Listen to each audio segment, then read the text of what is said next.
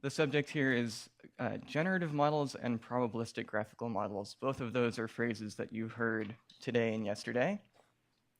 And so we're just going to come back now and say actually what they are a little bit more definitively. And then, as I said, we will scribble and talk about it together. Okay, so you have seen Bayes' theorem, and you have seen the prior and the posterior, and I'm not sure that you have seen the word sampling distribution before, but that's just another way of saying the likelihood function, which reminds us that it is a probability distribution. So I'm going to try and say likelihood just to not be confusing, but you might also see sampling distribution in the slides, and it just means exactly the same thing. Okay, so I think the key message is that, and this has been maybe danced around a little bit in the last 2 days, if we're actually going to write down expressions for what these things are, then at least in our brains, we need some kind of approximate vision of how the data that we have on our computers came to be, all the way from out there in the universe, something happened, and photons were emitted, and they propagated through space, and through the galaxy, and through the atmosphere, and through the telescope optics, eventually becoming numbers that were recorded on my hard drive. So hearkening back to Tall Adam's introduction yesterday, data are constants, right? I'm going to be a little bit faster and looser about it and say that if we take the constants that came from the telescope directly and we do something fully deterministic to them that has no uncertainty associated with it, or at least that we claim has no uncertainty associated with it, I'm still okay calling that data. So I'm just going to be a little bit bad in that way.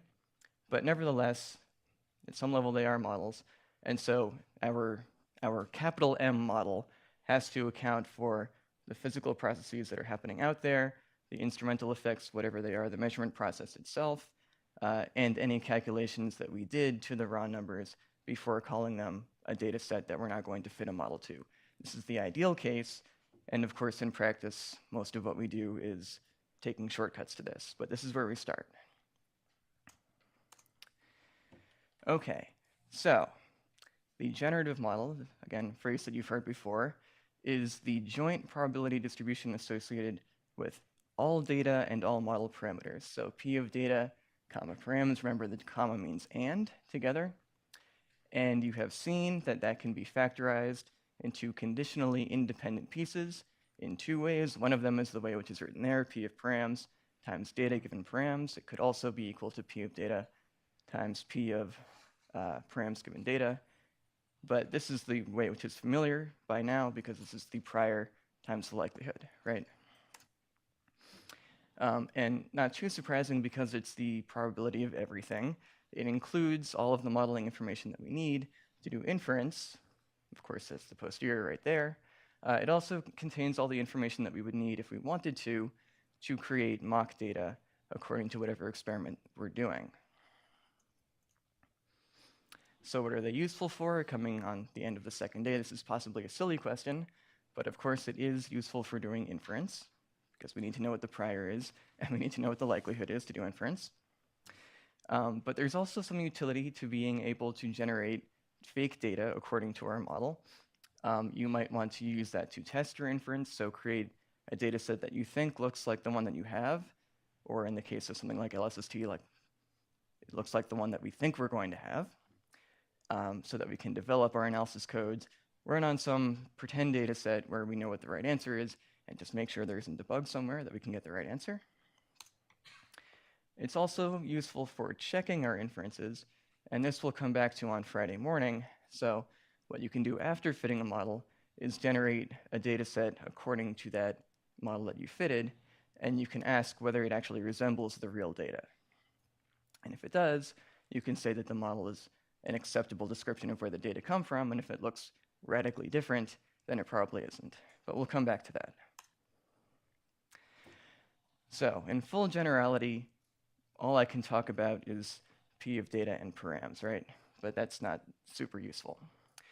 But usually, and this of course always depends on the specific problem that you're dealing with, but usually it can be factored in very useful ways.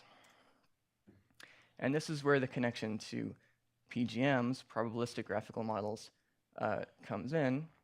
So PGM is really just a sketch that tells us about the structure of this abstract thing that's up there on the board. So the way that I like to think about it, and this is not a perfect analogy by any means, but I think about PGMs as the statistics version of the free body diagram that hopefully everybody remembers from freshman mechanics, and you might remember also TAing freshman mechanics or something like that, and trying to convince students that they should draw free body diagrams, even though they insist that they don't need to. So here's me. I'm going to tell you, you should always draw a PGM, and you're probably sitting there thinking, no, I don't need to. But you should, because just like the free body diagram, so many mistakes will be caught in an early stage if the very first thing that you do when you have a new inference problem is draw a little picture and make sure that you understand the structure of the model that you're trying to fit. Those words will probably make more sense once we've seen an example. So let's do an example, and I'm first going to say a bunch of words out loud describing sort of the scenario for this problem, and then write down not equations, but relationships with Greek letters in them, and then we'll look at the PGM and we'll see how all those things connect. So, we haven't seen a lot of data, like actual data, from the sky, which is weird, but here's an image on the left. This came from a telescope. It's like, wow. Not directly, it's processed, but anyway. So there's an image. It so happens that it's an X-ray image of a galaxy cluster, but that's not really terribly important. And this is just a zoom in of something sort of right up there to show you that there are pixels in it. And they have different values. It's not a nice smooth thing. There's some kind of noise. Okay, so here's actually what I would say is the very first thing that you should do when you sit down and you say, I have data in a model and I want to fit them. Ask yourself, what exactly is the nature of the data? In this case, the data is a number of counts associated with each pixel. So how many times was that pixel activated in an integration of some length? So here's me telling you in words how this data set came to be. Not in full detail, but in enough detail. So there's an object out there. We can agree on that, I hope. I'm not going to give you a course on galaxy cluster astrophysics right now, so we'll just say, pretend that I have a model for physically what it is and how it generates light, and there's some parameters theta associated with that, and we'll leave it there. From theta, whatever that is, we can invoke physics and make a prediction for the average flux that we receive here on Earth as a function of position on the sky. So there will be many pixels k, and if we know theta, then we can predict what the average flux at each of those pixels is. Let's say coming into the telescope. Given a little bit more information like the exposure time and stuff that I won't bother writing down, but the collecting area of the telescope and the efficiency and that kind of thing, things that are just multiplying and dividing by constants, hopefully, we could turn that average flux into an average number of counts that we expect as a function of pixel position. Yes? So by the way, every time I say determined here and here, I have in my brain there's an equal sign. So there's no additional random variance associated with going, say, from the model given by theta to flux and from flux to an average number. In a real problem, there might be, but in this simple example, we're just going to say one determines the other determines the other. But in the last step, there definitely is some random element to it, right? So we have an average number of expected counts from this model, but we know that when we actually do a measurement, what we get is a Poisson random number. So we'll have that average, and then the data that we get, we'll just call them capital N. With me so far? Okay, cool. So even just trying to describe it in words, you might have noticed, I basically made a bulleted list. Well, I literally made a bulleted list, and what it was describing was conditional relationships. So this is going to say more or less exactly the same thing, minus the astrophysics parts. It's just telling us what is in this model and how do those things relate to each other. So I said there was an object parameterized by theta, and so there are parameters theta And in general, of course, they're going to have some prior, so we'll just say that. Notation. In physics, the squiggle sign, I don't know if we've seen this before in the last couple of days. So let's just say in physics, there's this squiggle sign, or the tilde. And that usually means to other physicists, left-hand side is kind of sort of like right-hand side. Or is right-hand side to this power, give or take. In statistics literature, that is not what it means. It has a very precise definition, which is left-hand side is a random variable that is distributed as the PDF on the right-hand side. So we have the physics part of our brain, and the statistics part of our brain, and we have to keep this straight when we talk to the right people. I'm going to use this left-hand arrow to denote, and I don't think that's a standard notation, but that will denote things that are not random. So, well, we'll get there in a second. So there's some theta, has some prior, and then for every pixel in our detector, here's what we've got. We have, based on which pixel it is, and that model for the object in the universe, a deterministic relationship, so these things determine exactly prediction for the flux of that pixel. And similarly, that flux and some constants like the exposure time determine exactly the average number of counts predicted for that pixel. And then finally, the number that we measure is a Poisson random variable based on that average.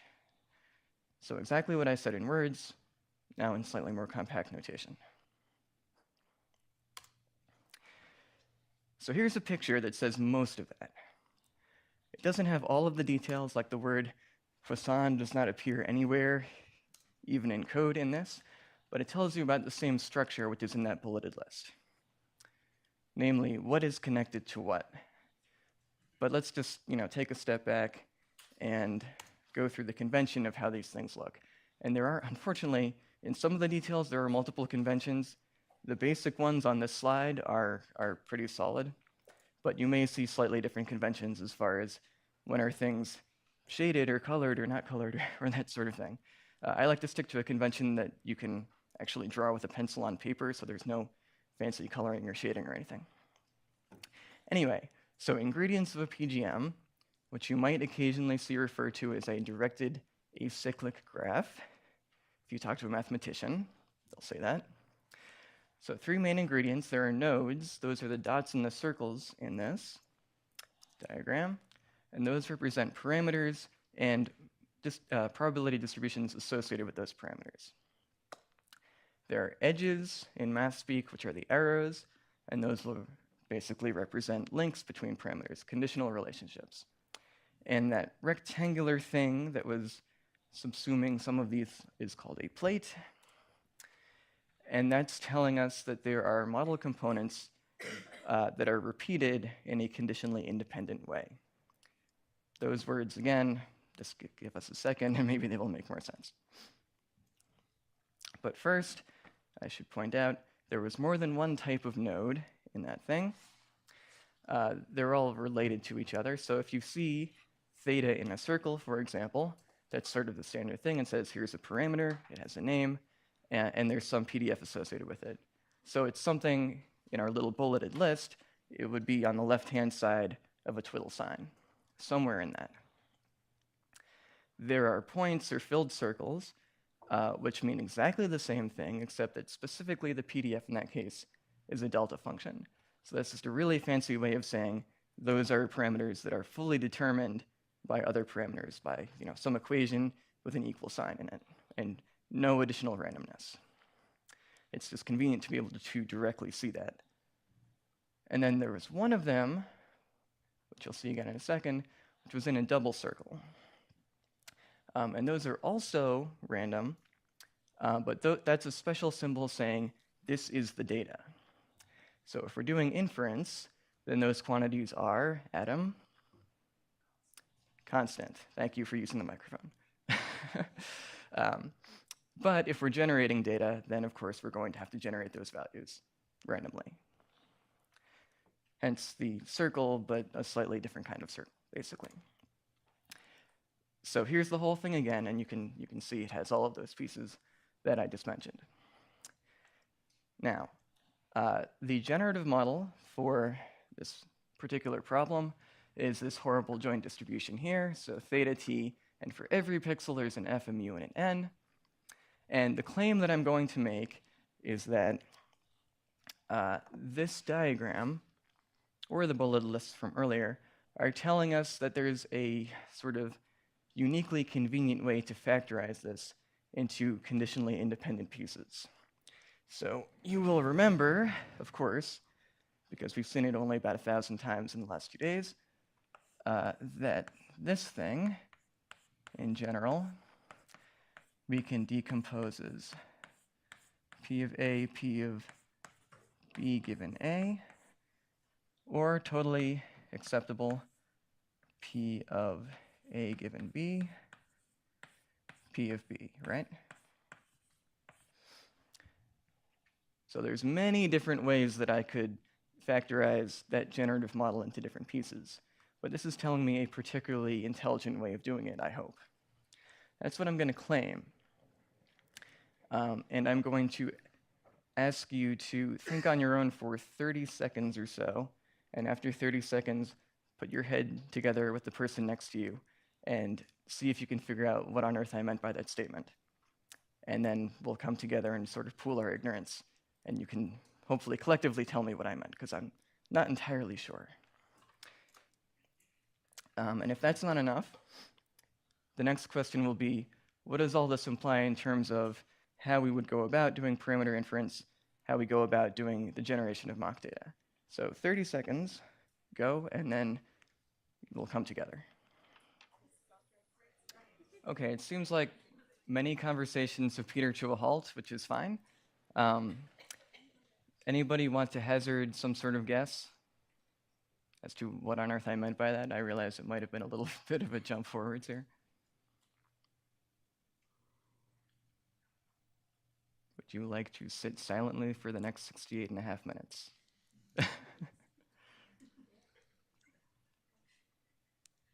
Seriously, there's no stupid answer to this.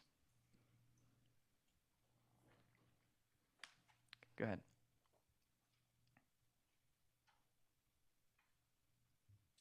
Well, we don't have the whole thing, but I think a piece of it is something along the lines of, if you're trying to figure out something about, say, mu, and you're saying, you know, what is P of mu given F and T, you also know something where you can say you have some P of F given theta, because F only depends on theta in the way that this diagram is going.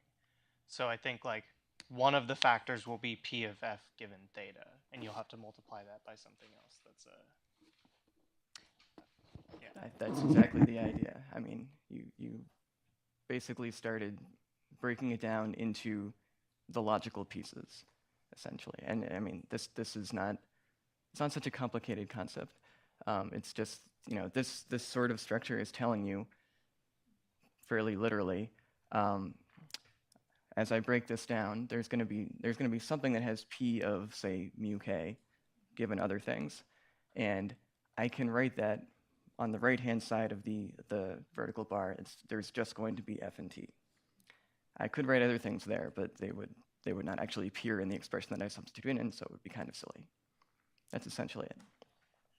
Let's see what I wrote down so that I make sure that I don't miss anything. Yeah, so the key here is that it is showing us the conditional dependencies. And so anything that it isn't showing us, any link that isn't there, is basically telling you you have conditional independence. What this means in the case of let's do generating mock data first.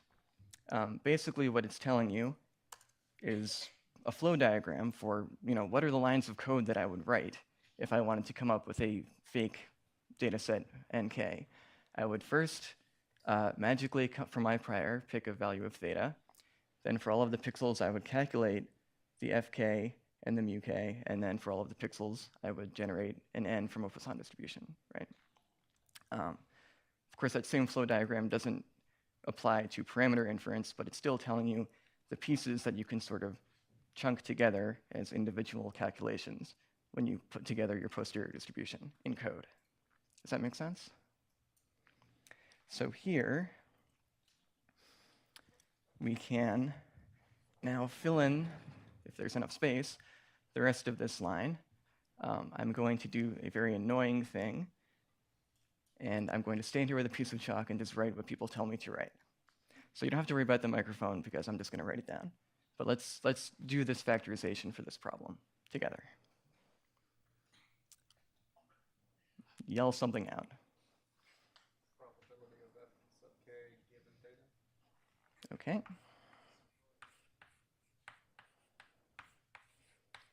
I agree, that will definitely be a term here. Just yell. Yeah. Ah, good, okay. Starting from the beginning, I like it. What else? Yo.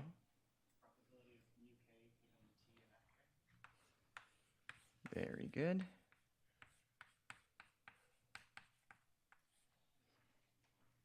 I think there's a couple more things.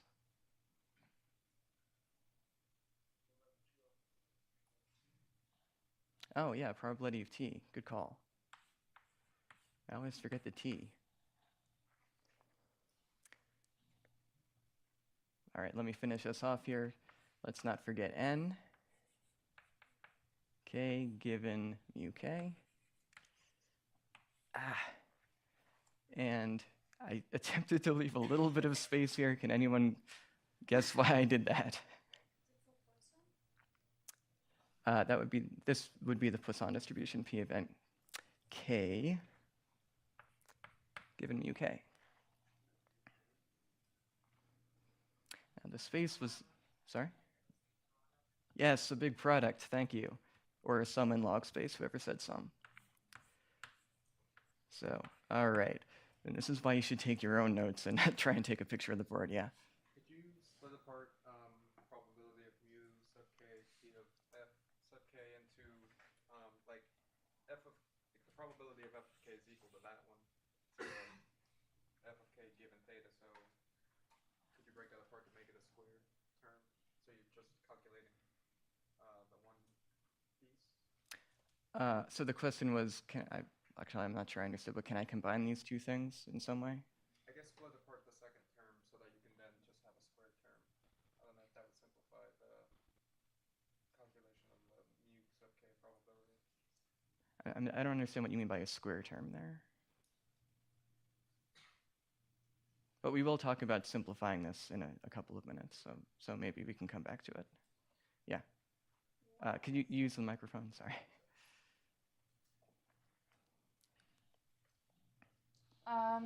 Why is P of t in the sum? Oh, because, well, it's a product, so it doesn't actually matter where it is. And it's there because that's the order that people suggested them. But because it's a product, I mean, it's not like it's being repeated that many times. It can go anywhere. Yes. I would have put it out here myself just because it's outside of the plate in the diagram, right? Okay. Are we all reasonably happy with where this came from? Okay. And if you, yeah. So I'm just curious, why is, let me ask the right question here. Why is P of mu, is there not explicitly theta in the given portion of that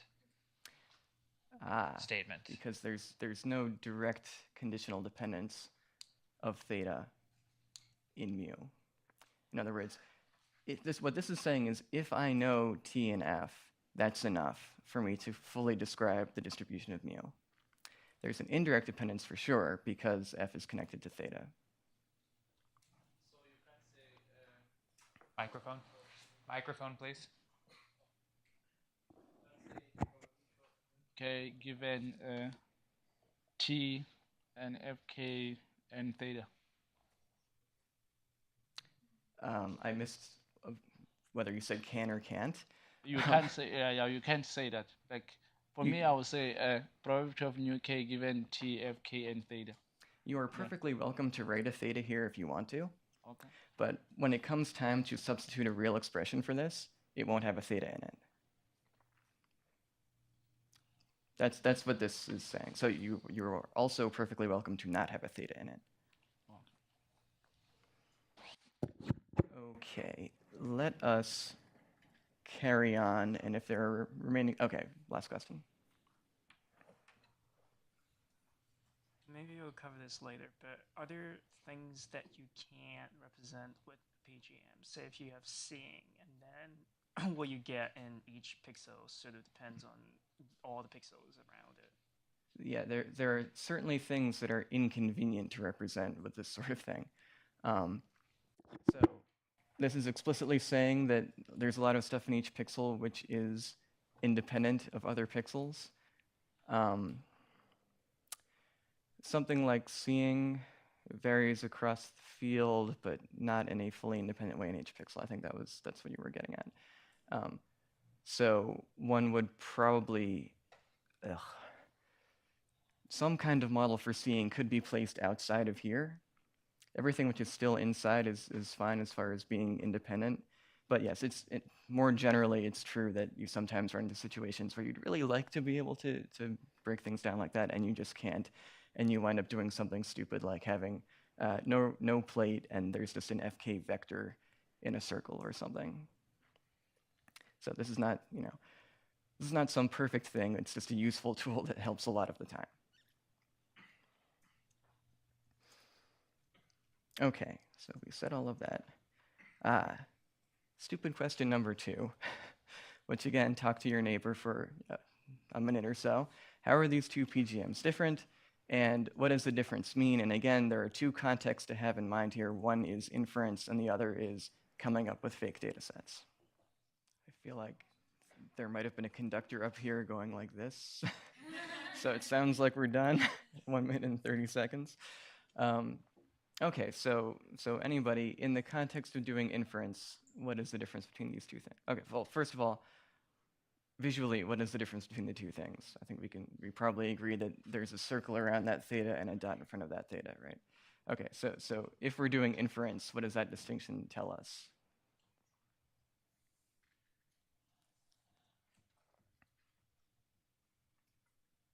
Oh, sorry, yeah, go ahead. All right, so I might have the wrong idea about this, but I would say the right is more of a frequentist view where theta is a constant, and the left is a Bayesian view where theta has a prior, it's a random variable itself. But I'm not sure if that's like the right. That was far more sophisticated than what I had in mind as an answer. but a fair comment, in fact. So yeah, the difference here is just on the right, I'm claiming that I have perfect prior knowledge of theta. And that's it. And if you were a frequentist, that's effectively kind of sort of what you would be doing. In a weird, I don't understand frequentism myself. It just doesn't make sense. But yeah, I don't know of them using these diagrams either, so it'd be good to ask somebody if they know how they would represent that. And on the left, I'm saying that I do have some prior uncertainty on theta. I'm not saying what it is, but it's there. As far as just the procedure of generating fake data sets, if that's what I was interested in doing, what's the difference? It's not a trick question, yeah. I assume that if you're generating data, the difference is that in one case you're just generating with a certain set of parameters, whereas in the other you're probably generating a range of data with a range of parameters. Yes, exactly. Yeah, this as I was trying to convey, this really does translate more or less into lines of code or functions that you would write. So on the left-hand side, we're saying the very first thing I'm going to do is come up with a value of theta, and it's not going to be the same for every data set that I generate, presumably that being something that I want. And on the right, we're saying, no, it's going to have this single model. Everything now is fixed other than the data, and we're just going to generate lots of different Poisson realizations of the image of this fixed thing. Nothing more than that. And of course, if I'd given you instructions instead of pictures, then that would have been more clear. Okay, so on to simplification, which was mentioned. There are some ways in which this example is possibly too silly. because I went ahead and, we wrote out, oh, it's already there. Well, we wrote out this whole thing, and several of the terms in it are delta functions, we know, because we understand that the dot means a delta function. So this is a delta function, and this is a delta function, and this is a delta function.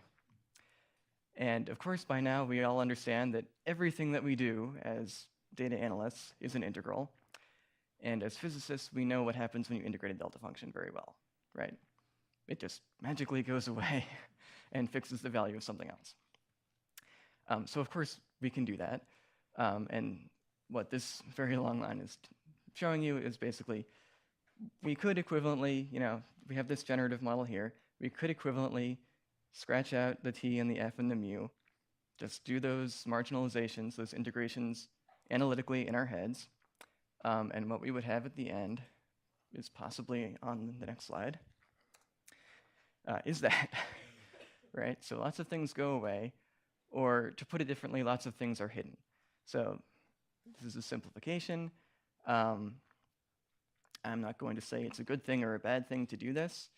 If this is embedded in some kind of much larger and more complex model, you probably don't want to be carrying around all of these mu's and f's and t's and just making your life complicated. On the other hand, every time you simplify in a way like this, as we know, it's an opportunity to forget to do something later on. So it's just, it's the usual trade-off. However, this does have the advantage that it makes it more explicit that what we have here is the prior times the sampling distribution for the data. Sorry, times the likelihood function for the data. Yes? Okay, and I have already said that. All right, this is the last silly exercise, and then we have real exercises, and maybe we'll take a break in between because it's been 40 minutes. So, again, working with your partner, we have two models here, and let's try and this is where having just one or two sheets of paper is helpful. Scratch out sort of the bulleted list of this has a left arrow to that, this has a twiddle sign to that, that's represented here. And the factorization in this sort of a form that go with both of them. And in a couple of minutes, we will reconnoiter and figure out what we have figured out. Okay, everybody, are we ready to pool our ignorance and try and figure this out together?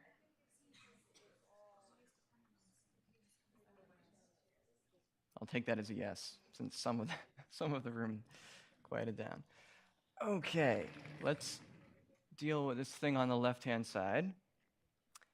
And it's up to you. So I'm, again, just going to stand here dumbly and be a robot with a piece of chalk. And people can either suggest a way of factorizing the generative model or suggest something in terms of sort of the bulleted left-hand side, twiddles right-hand side list for this left-hand PGM. Anybody can get us started. Don't worry about the microphone because I'm going to either repeat or write down whatever you say.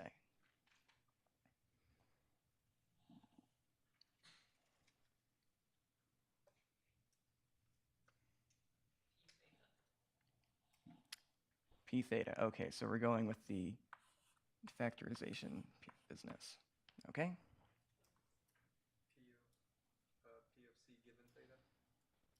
P of C given theta. Okay.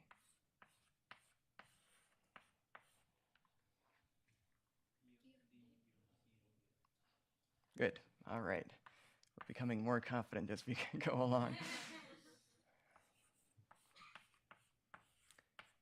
Okay, and is there an incredibly simple way that I can simplify this?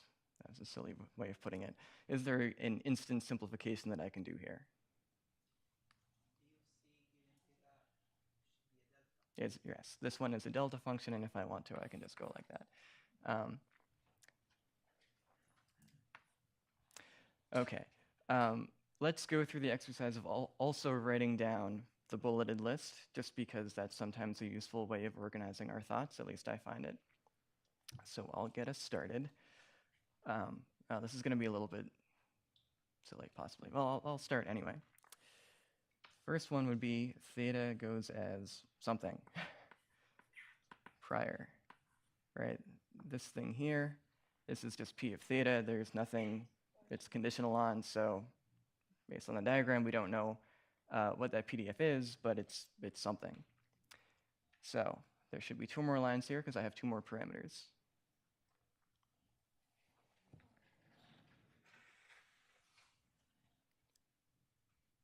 I heard the beginnings of something. Yeah. Since C is a data function, Mm-hmm.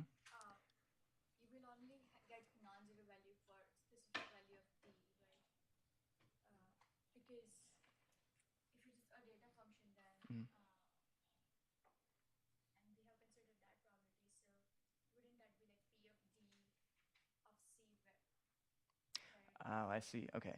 So when we say this is a delta function, what that actually is meant to imply is this would be, in fact, the board's going to be confusing. Okay. So P of C given theta would be some delta of C, nope, that's not a C, C minus, I don't know, some function of theta. Does that make sense? I mean, so again, based on this, I don't know what that is. It doesn't mean that there's only one value of C which is acceptable. In general, it means that for a given theta, there's only one value of C which can exist. Yeah. C backwards arrow theta. Yes, exactly. So C is something depending deterministically on theta. So if I'm actually writing code, this is going to be C equals something, where this is not a random draw of anything. Okay, last piece. Only one piece left. Yes, wouldn't it be D left arrow C theta? D left arrow C theta. What do we think?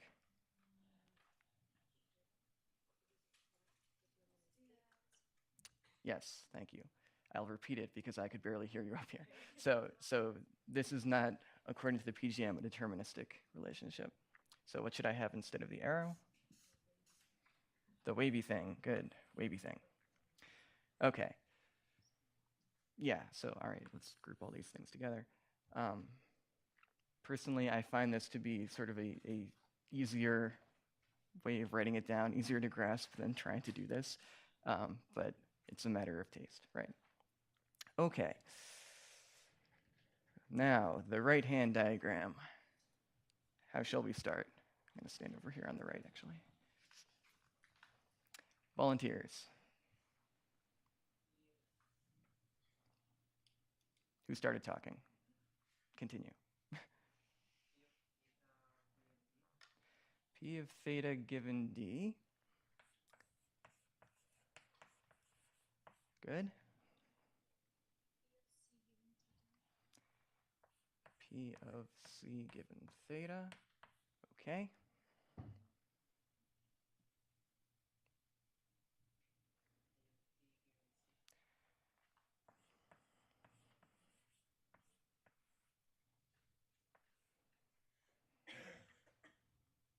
Huh. Okay. So I might not be a mathematician, but I'm pretty sure this is not a product of probabilities that I'm allowed to write down.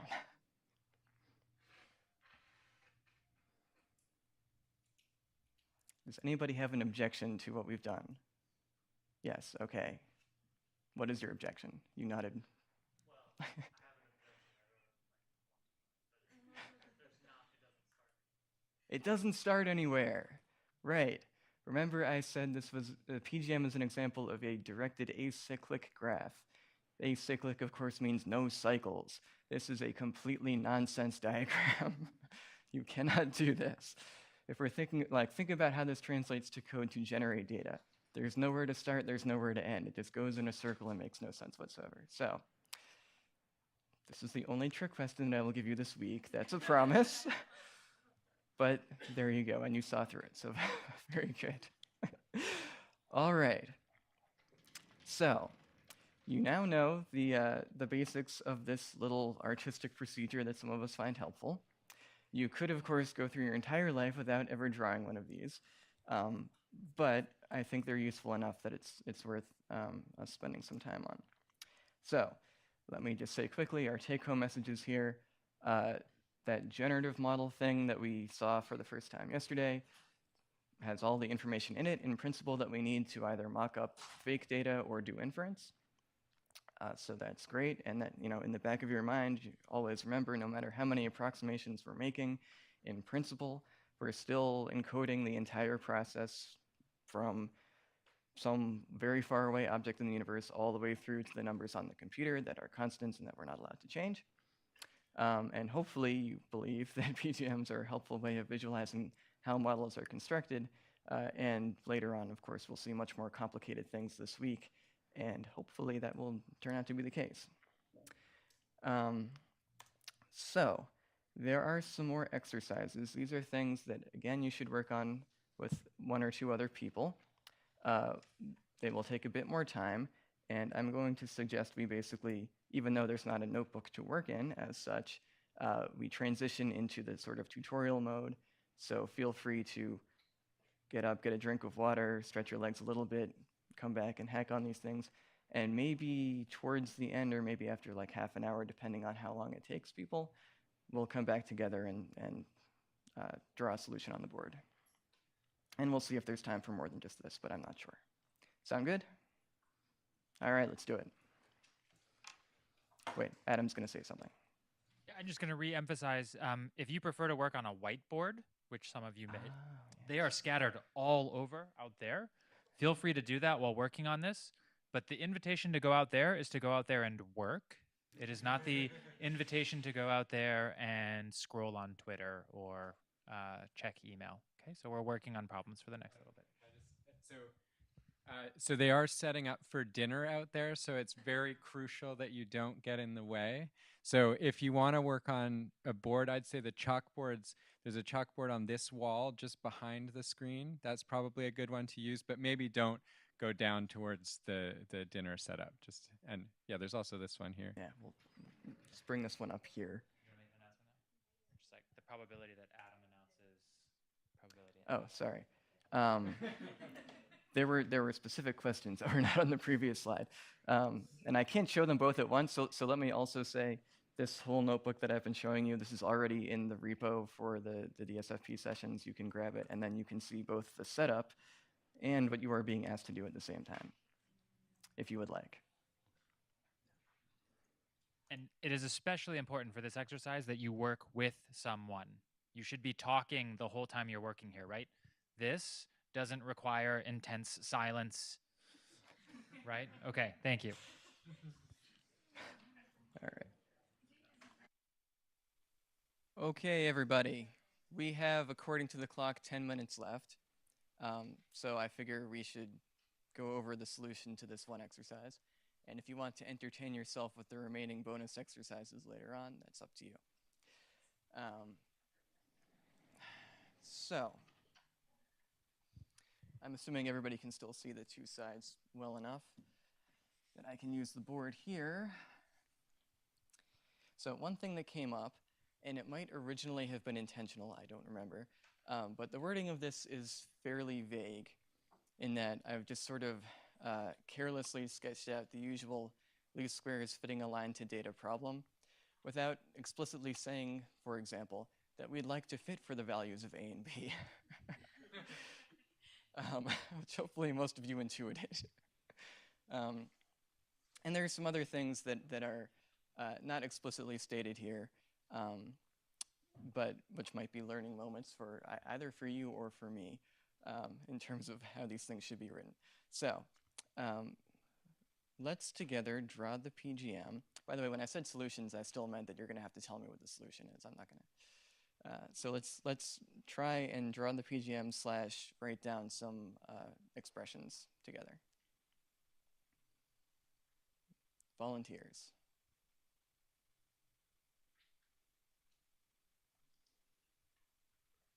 Yo. There should be a rectangle somewhere. Good. Again, not something that was really totally explicitly stated here, but we definitely have a list of x's, y's, and sigmas. And so hopefully they're independent enough that we can get away with a rectangle. So let's do this. All right, somebody else.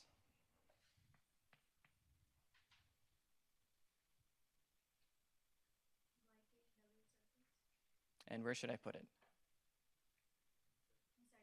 the Oh, yes, because there's a K. All right. I won't ask that every time. Good. What else?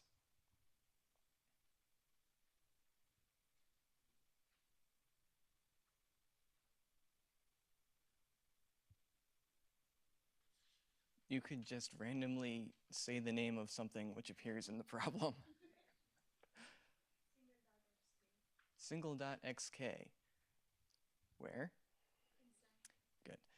I just said that I wouldn't. All right. xk with a dot. And why is there a dot? Because we know them precisely. Or because I said that we should just assume that, right? Yes, okay. Excellent. Next. Actually, before that, should I connect these somehow?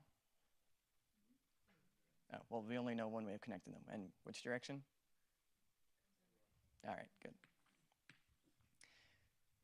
Okay. What else should go into yk that we don't have on here yet? Sigma k, okay.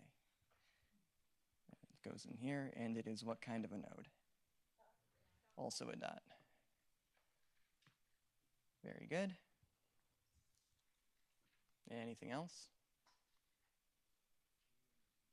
A and B. Where do I put A and B?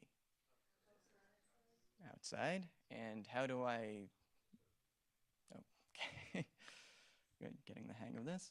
A and B. Is this okay?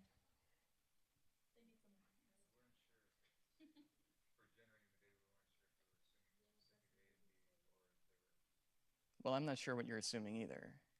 But but I didn't tell you one way or the other, so that's a perfectly good question to have. What I meant here, is this okay, is should I do this, or should I maybe do that? Did somebody say I should do both? I mean, again, I didn't tell you, but what do you think this means versus that option? With this one? Because A and B are completely independent in some ways. Well, that's That depends on yeah. what's given, right? So if I give you X and Y, then A and B wouldn't be completely independent, right? I'm not Right, sure I A see the is equal connection. to Y minus BX. Oh yes, but remember there's the directionality here. So we are going from parameters to data eventually. I'm not sure that's a profitable path to direct our thoughts down. And to be fair, we didn't actually see anything like this earlier, right? This would be a choice that you would make.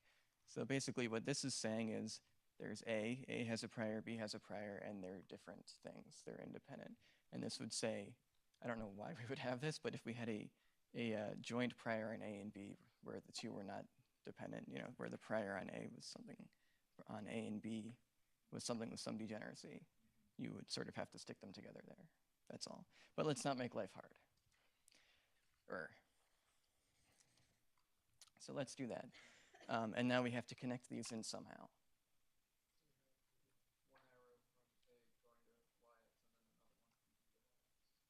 Okay, we could do that.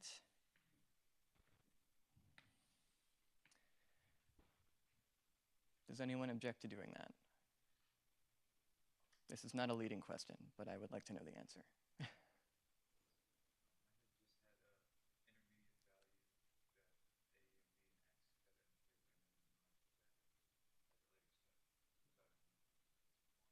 Okay, I kind of like that. So no offense, but I'm going to do that. But it's totally fair either way. And as we write down the actual products of probabilities, this would come out in the wash if we've done everything right. So any preference for a letter that I should use? Poop emoji. I'm not a very good artist. Okay, delta.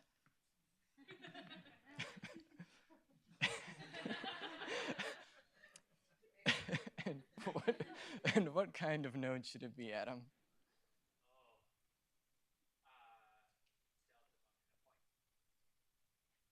Okay.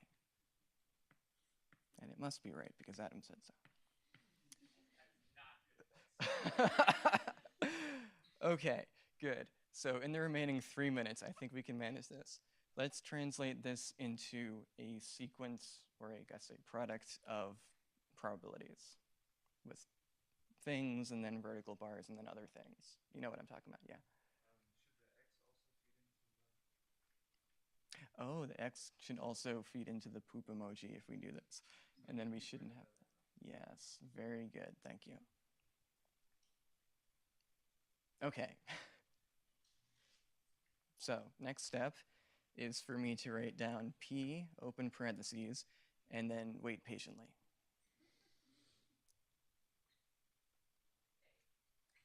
Good, okay, P of A. And anything else or just A? I did not hear a coherent answer from anywhere in the room. Okay, I saw a head shaking, so we're gonna close the parentheses. Okay, so here we have A, nothing feeds into A, so there's some prior, you'll have to choose it in practice, but we don't actually have any data to work with, so who cares? And similarly, P of B, I guess it shows up exactly the same way. Next.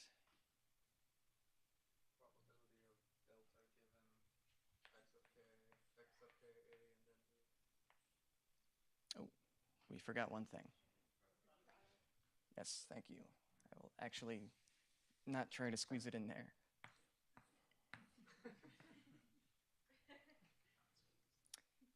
Exactly. Okay. P of delta k given A, B, and xk.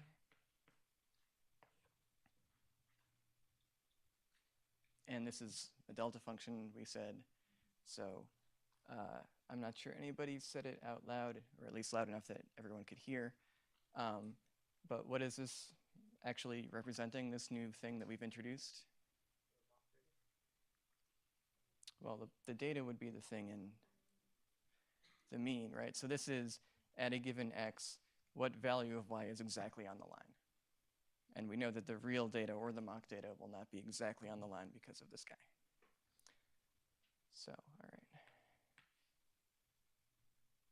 I'm just gonna say this is a plus b xk because I know that you have all figured that out. All right. Finishing us off in 15 seconds.